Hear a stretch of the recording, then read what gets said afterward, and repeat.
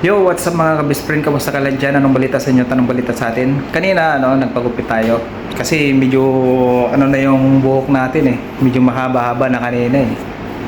So, doon tayo nagpagupit sa, doon sa mga Indiano.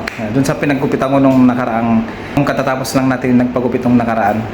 So, samahan nyo ko. Tara na. 3:36 PM. So yun nga guys, medyo gising lang natin kasi hapon na, mga na. Tapos tayo ngayon, pupunta tayo ngayon sa papagupit tayo. Yan. Para may iba naman yung buhok natin ay papagupit tayo.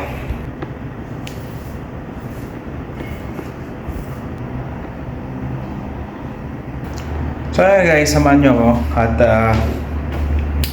papa-haircut tayo. So yun nga guys, magdadala lang tayo ng $10 kasi ang gupit nila doon ay $4 lang. So ito yung pera nila dito So yan mga ka-best friend, magdadala lang tayo ng $10 dahil wala tayong barya. Susuklayin na lang nila. Halis na tayo at samahan nyo ko, bababa na. Patayin muna natin yung aircon. Yan, tara na. Let's go.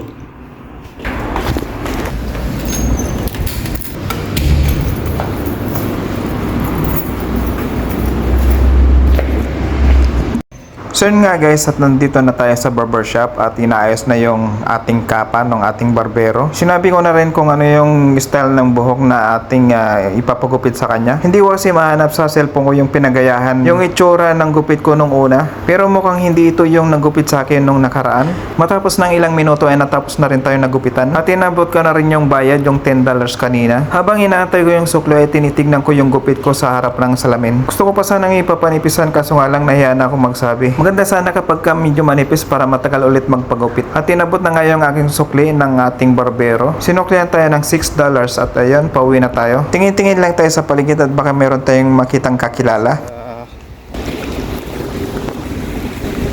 So yun katapos lang natin nagpagupit.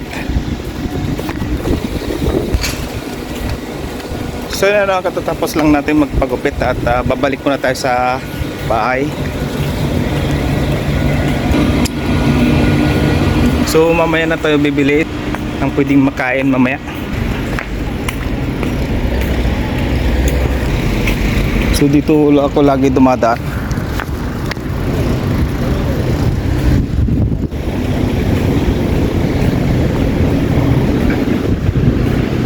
So dito yung likod. At dito tayo.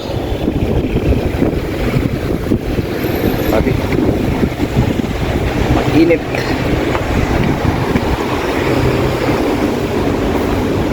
So maliligo muna ako. Babalik muna tayo sa at mamaya maliligo ako. Tapos yan okay ba yung buhok ko?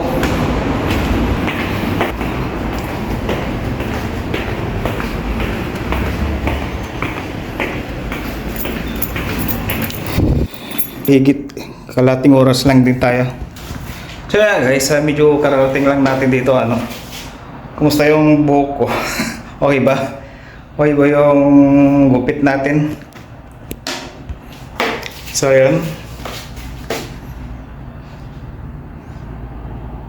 gusto ko pa sanang papanipisan to kaso nga lang hindi ko na nasabi.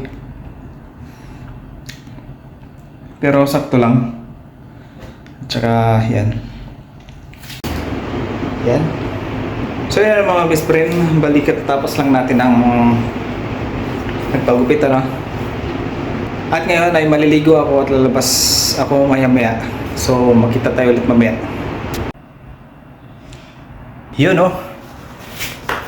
mga best friend, kumusta yung ating bagong buhok ngayon? Kumusta yung ating bagong itsura ngayon? Yan. Sa palagay nyo, okay lang ba yung buhok natin? Hindi katulad nung nakaraan So pero okay lang yan. At least may iba naman yung ating gupit. So, ito na yung ano natin, itsura natin. So, kahit papano medyo na papano nagupitan din tayo ng kahit yan, kahit papano.